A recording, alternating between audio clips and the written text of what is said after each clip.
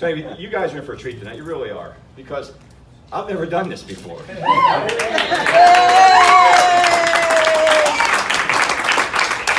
For instance, Holy Communion.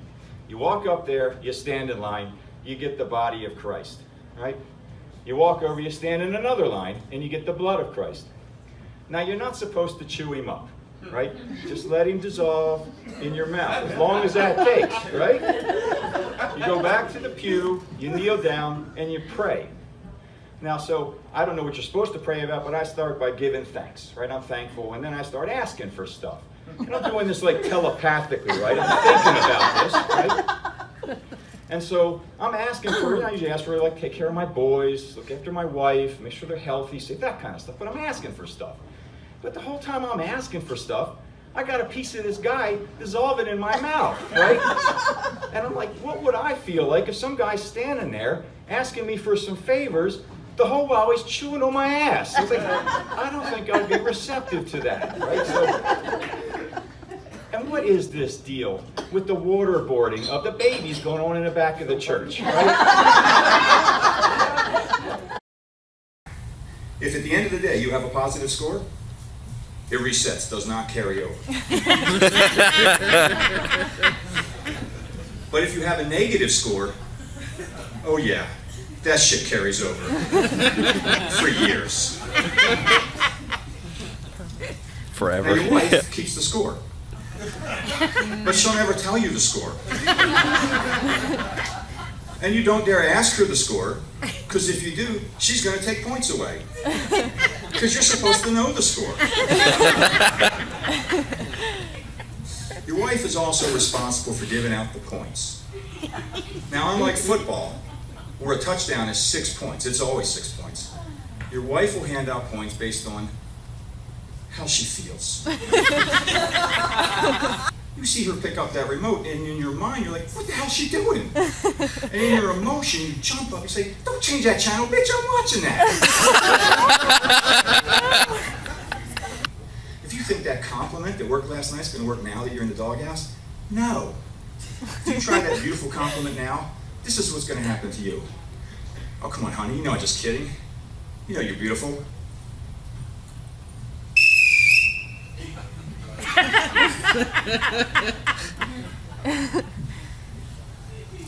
Insincere compliment. Number 0. Famous attempt to get out of the doghouse. -5 points. Repeat. Doghouse. You just dug your hole deeper. So I remember getting a hint from my parents. I was a senior in college, and I came home for the weekend. And they took me downstairs, and they showed me the new family portrait. And they had hung it in a very prominent position over the downstairs fireplace. I wasn't in it. I was like, okay, Dad, I understand a leash, but you got to help me with this one. Did you guys have like a tribal council while I was gone and vote me out? Do I have to pack my shit now, or can I at least finish college first? Did my brother somehow go back in time and disrupt the space-time continuum, and I used to be in this photograph, and now I'm not in this photograph? In which case, I don't even know how I'm standing here having this conversation with you, or maybe Spielberg got that wrong. I don't know. So anyway, hints from your parents. A number of years ago, a long time ago actually, before politics was such a popular sport, with rednecks. It was NASCAR. Remember those days? NASCAR, right? Over to Dover, Delaware. If you've not been to that part of the country, Eastern Shore of Maryland and Delaware, it's mostly poultry farms and agriculture. And as you get closer and closer to Dover, the farmhouses get closer and closer together. And when you get within a certain distance, every person in every farmhouse had set up at the edge of their driveway facing the road with lawn chairs and coolers, and they are waving and cheering all of the cars that are coming in to watch the race like they're watching a parade. It made me think, have any of you guys ever seen a parade? A parade has marching bands and floats and balloons. You people are watching traffic. Farmer John, your chickens got out. They're in the road. Will you get your chickens, please, before they end up in Key West? No, it's a known secret. Key West is a known sanctuary city for chickens, right? You think chickens don't know that? Purdue has cut all funding. Somewhere far to the south lies a land where, according to the great prophet Leonard Skinnard, we chickens are free birds. Free to range. Free to peck and scratch and make noise. Free to cross the road for a reason known to no one. It's but a short flight. Who's with me? Sir, our wings don't really work, so flying's not an option. Yes, right. We'll walk. Let's go. Are you not coming? Are you chicken? Don't laugh at that. Oh, come on. Sir, you disappoint me. You really do. That joke was corny and obvious. Thank you. I gotta tell you, I'm not in a good mood, really. Earlier today I had a problem I couldn't solve. So I ended up having to call for technical support, right? Everybody's done that. I'm on the phone for 40 minutes. Finally some guy comes on, and he has me do what they always have you do. Have you tried rebooting the device? Well, Steve, and I think we both know your real name isn't Steve. So, Steve, no, I did not try rebooting the device. Do you know why? Because it's a lawnmower. How do you reboot a fucking lawnmower? The drive-thru operator would have understood her and would have said, "Sí, los tenemos. ¿Cuántos quiere?" You didn't know I do Spanish, did you? Brian, I can help you out. I can translate for Bryce. Okay. All right, yep. I'll tell you how much child support you owe. So, and every time you do that, 80% of that sneeze stays in you. And ladies, it's coming out. It is coming out. At times and from places you don't even want to think about. She got pregnant from a blowjob. How's that possible? She suppressed the sneeze right after. Oh yeah, well that happens. And if you keep it up, someday your husband's gonna find you. Honey, oh my God, 911, I just found my wife. She is unconscious on the floor. She is blown up like a balloon and stuff is coming out of her from everywhere. Oh my God, she's not breathing. Help me, what do I do? Have you tried rebooting the device? If you travel from here north on 75, just outside of Ocala, before you get to Ocala, there's a bridge across the highway. This bridge has trees growing on it. It's a nature bridge. Good idea, right? The animals can pass safely across the highway. How do the animals find out about this bridge? Do they talk to each other? What are you doing? You trying to get yourself killed? There's a nature bridge right up the road. Oh, thanks. Yes, thank you. So when a car's coming at me, do I run away from the car or toward the car? I always find that confusing. Yes, that's a great question and a very difficult concept for a squirrel. So how many are on Nextdoor? Nextdoor, it's a website for your neighbors, right? Your neighbors get on there. It's supposed to be for things like, hey, I need a painter. Anybody have any suggestions? Or, hey, they're shutting the road down. They're doing some maintenance, for stuff like that. But some people post some of the weirdest shit on that site.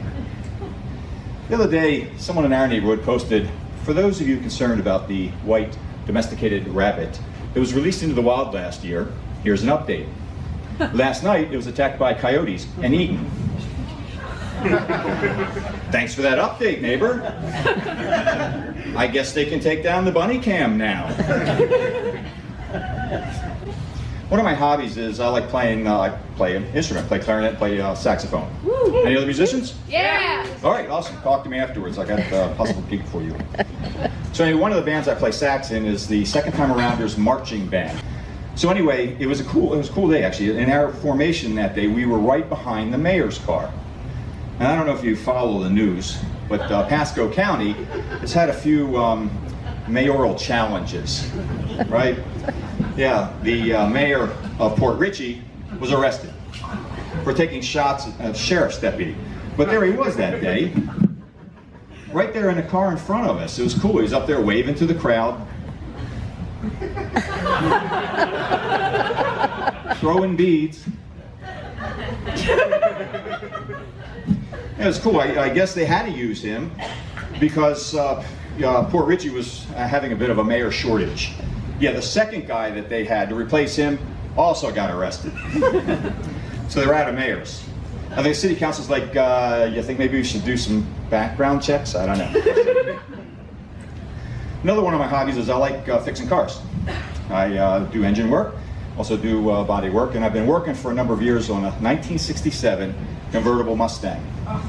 And it's blue and it looks nice. And I learned something about that car recently. If you take a nice looking 1967 blue Mustang to a gas station at a very busy time in a neighborhood that's mostly retired people, it's the same as taking a black Labrador puppy with a red neckerchief around its neck to the park.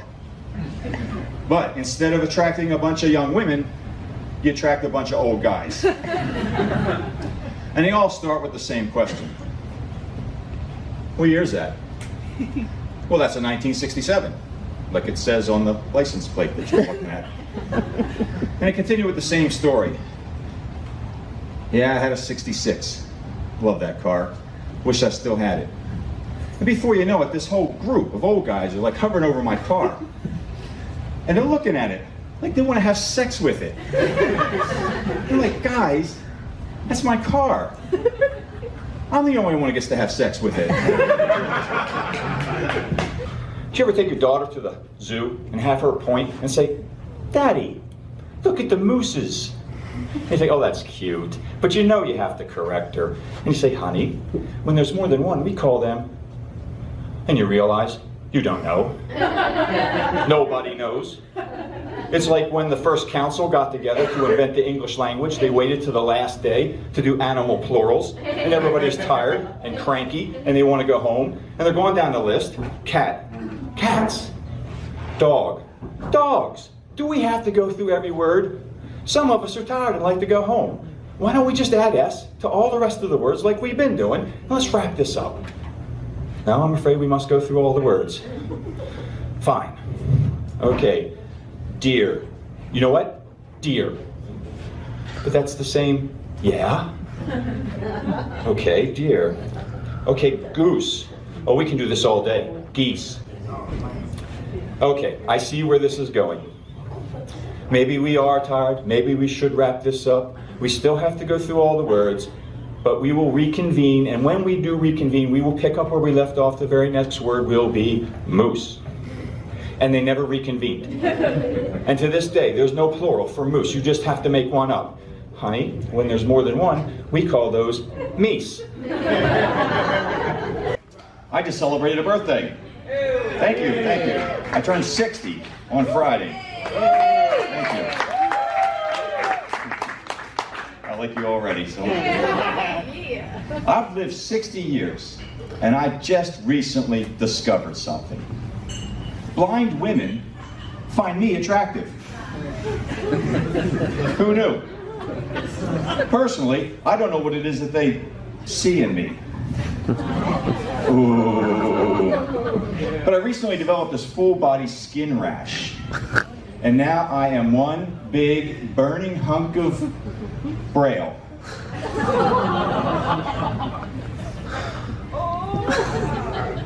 Oh, don't stop. Please, continue reading. You're almost to the good part. But I eventually had to get rid of the rash after I was done with blind women. So I went to the dermatologist, and the dermatologist put me on steroids. But I had to get rid of the rash, so I took the steroids. And then she wanted to do a follow-up. So I go back in, she says, well, looks like your rash is gone.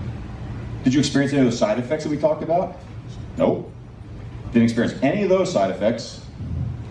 I grew a second dick. Was that supposed to happen?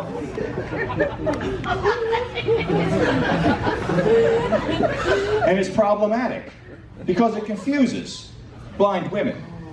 They think someone else is there. And it brings up a question. If I make it with two women at the same time now, does that still count as a menage a trois? I don't know.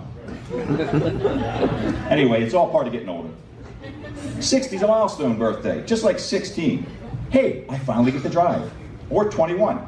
Hey, I finally get to drink legally. Or 50. Hey, I finally get to have a colonoscopy. Said no one, ever.